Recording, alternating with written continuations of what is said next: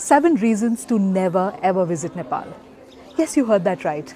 You see, I've been in this country for the last 14 and a half years, and I feel I'm experienced enough now to finally be able to talk about this topic.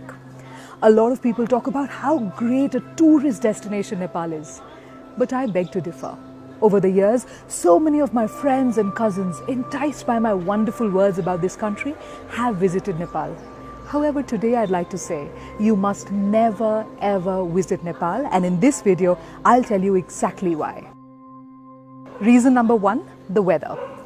You see, I grew up in a horribly hot and sultry city. For us, every single day was a free sauna. There was so much of chip and sweat on our bodies that we were just used to it. The day I came to Nepal, I remember I got out of the airplane and I felt, wow, this is wonderful.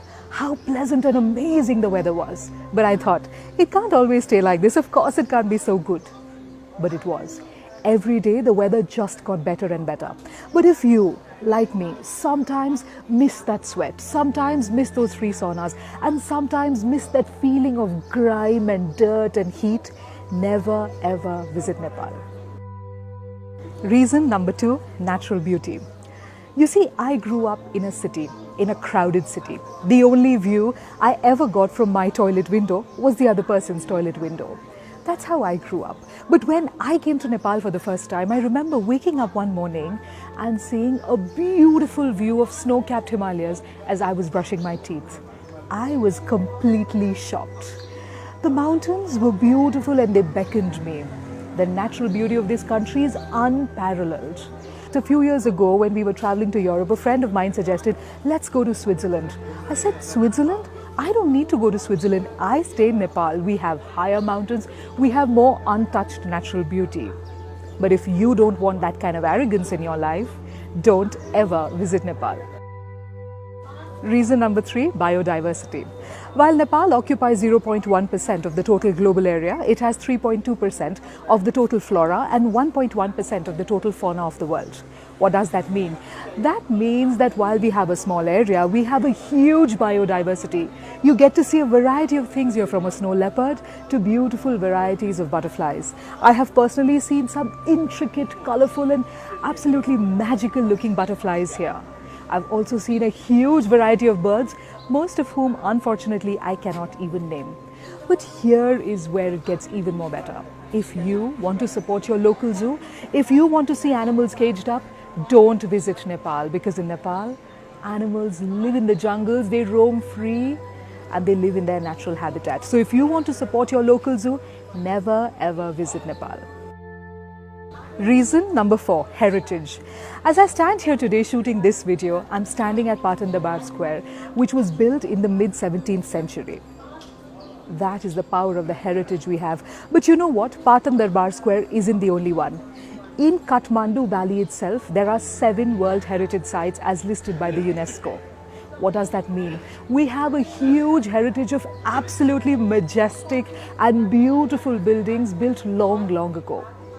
And the other crazy thing is that in Kathmandu, you can take a mountain flight to see the highest mountain of the world, and then go to visit one of the oldest Hindu temples in the world, and then visit one of these Darbar squares, all before lunch.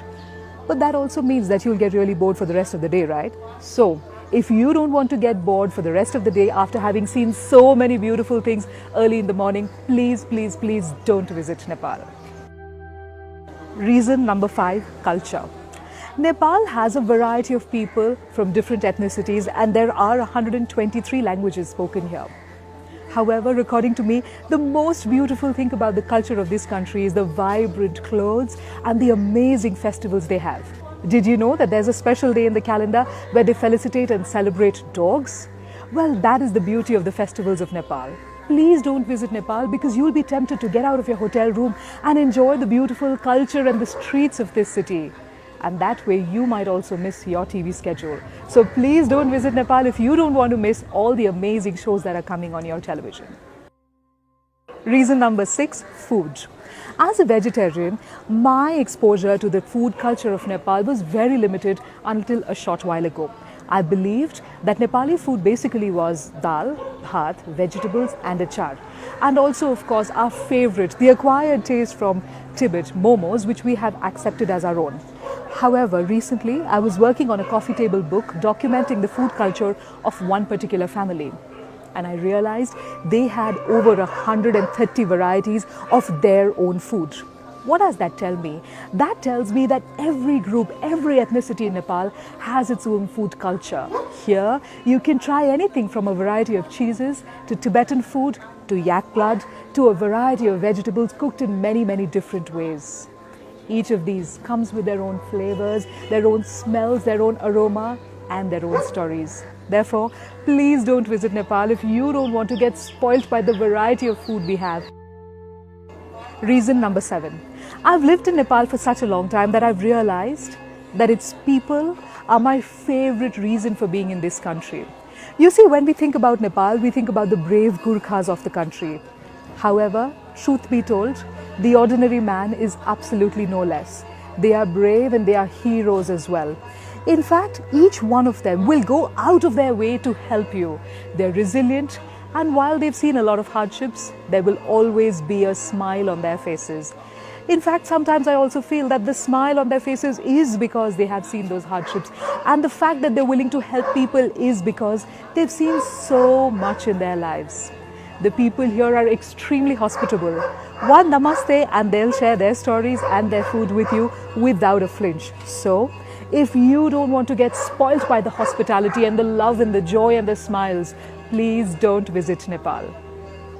In conclusion, I'd just like to say, Nepal isn't a great tourist destination.